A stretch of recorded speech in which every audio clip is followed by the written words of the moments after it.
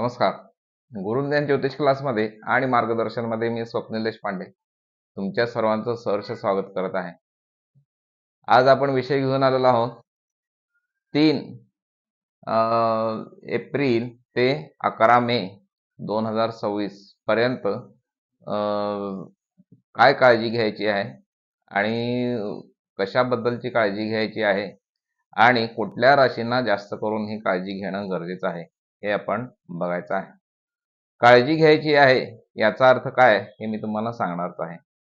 तत्पूर्वी तुम्हाला असे व्हिडिओ जर आवडत असतील तर तुम्ही आमच्या चॅनलला सबस्क्राईब करायला नक्कीच विसरू नका. आणि सगळ्यात महत्त्वाची गोष्ट, तुम्हाला तुमच्या कुंडलीबद्दल काही प्रश्न असतील, काही आयुष्यामध्ये प्रश्न असतील तर तुम्ही आम्हाला व्हॉट्सअपवरती प्रश्न विचारू शकता.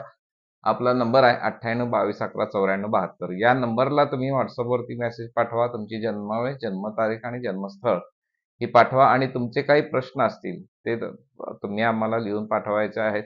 आम्ही तुम्हाला नक्कीच मार्गदर्शन करू. म्हणजे तुमचं वेळ, पैसा आणि इंधन हे दोन्ही वाचणार आहे. आमच्याला भेटण्याची काही आवश्यकता नाही. आम्ही तुम्हाला फोनवरती प्रश्नांची सर्व उत्तरं देऊन, तुमची कुंडली काढून आम्ही तुम्हाला त्याचं मार्गदर्शन करू. वळूया आपल्या विषयाकडे. 3 एप्रिल 2026 ते 11 मे 2026 पर्यंत नागरिकांनी जपून राहायचं आहे. जपून राहायचं आहे याचं कारण असं आहे की या दरम्यान मीन राशीमध्ये शनी आणि मंगळ यांची युती होत आहे. आपल्याला माहिती आहे की शनी हा प्रत्येक राशीमध्ये साधारण 2.5 वर्ष असतो आणि साधारण मंगळ हा महिना ते 1.5 महिना एका राशीमध्ये प्रवेश करत असतो. तर असा हा मंगळ सध्या मीन राशीमध्ये येत आहे. मीन राशी गुरुची रास आहे आणि गुरुच्या राशीमध्ये जेव्हाही शनी येतो तेव्हा सुद्धा गुरु आणि शनी हे एकमेकांचे शत्रू असल्यामुळे त्या ठिकाणी तो मीन राशीला तितकंसं चांगलं फळ देत नाही. आणि सध्या मीन राशीमध्ये सुद्धा मंगळ असल्यामुळे मंगळ आणि शनी यांची गोचरी प्रमाण, म्हणजे सध्या गोचरी प्रमाण 11 मे 2026 पर्यंत ही अंशात्मक युती असणार आहे. आता ह्याचा युतीचा परिणाम काय होतो, तर शनी हा लोखंडाशी संबंधित आहे आणि मंगळ हा रक्ताशी संबंधित आहे. रक्त, आग, अपघात या सगळ्या गोष्टींचा संबंध मंगळ या ग्रहाशी होतो. विघ्न येणे, त्यानंतर लग्न ठरता मोडणे, जमीन खरेदी व्यवहार करताना मोडणे, अशा अनेक गोष्टी या दरम्यान घडत असतात. तर आगीपासून सगळ्यात महत्त्वाचं, सर्वांनीच आगीपासून, अपघातापासून वाहन सांभाळून चालवायचं आहे.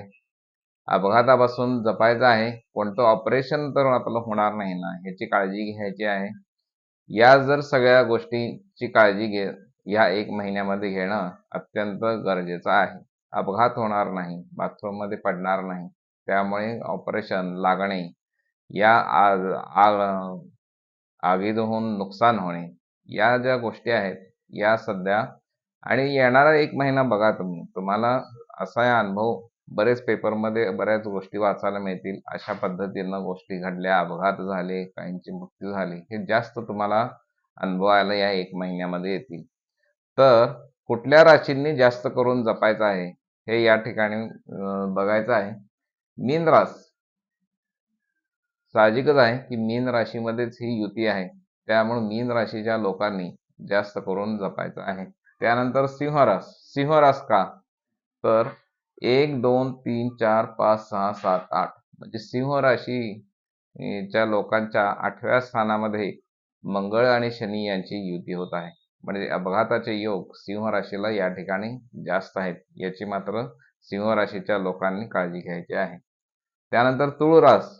तुळ राशीला कितवा येतो, 1 2 3 4 5 6 6व्या स्थानामध्ये ही युती येत आहे. 6वं स्थान हे काय आहे, शत्रूचं स्थान आहे, आजाराचं स्थान आहे, उष्णतेचं रोगाचं स्थान आहे. अशामध्ये ही कडक, म्हणजे ज्यांची शनी मंगळ युती ज्यांचं जमत नाही एकमेकांची, अशी युती कट्टर शत्रू आहेत त्यांच्या 6व्या स्थानामध्ये येत आहेत. या ठिकाणी शत्रू वाढू शकतात, नुकसान होऊ शकतं व्यवसायामध्ये. या सगळ्या गोष्टींची काळजी तुळ राशींनी घ्यायची आहे. आणि सगळ्यात राहिली शेवटची मेष रास. मेष राशीला ही 12व्या स्थानामध्ये युती होत आहे. 12वं स्थान हे आपल्याला माहिती आहे खर्चाचं स्थान आहे.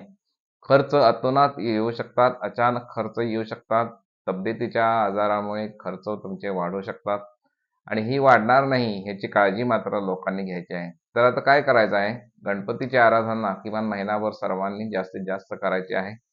कालच हनुमान जयंती झाली, तर हनुमानाची सुद्धा उपासना या 1 महिनाभर करायची आहे. प्रत्येकानेच करायची आहे आणि या दिलेल्या 4 राशींनी तर जास्त करायचे आहे. तुम्हाला व्हिडिओ आवडला असेल तर लाईक, शेअर, सबस्क्राईब करायला नक्कीच विसरू नका आणि काही प्रश्न असतील तर तुम्ही आम्हाला विचारू शकता WhatsApp नंबरवरती. नमस्कार.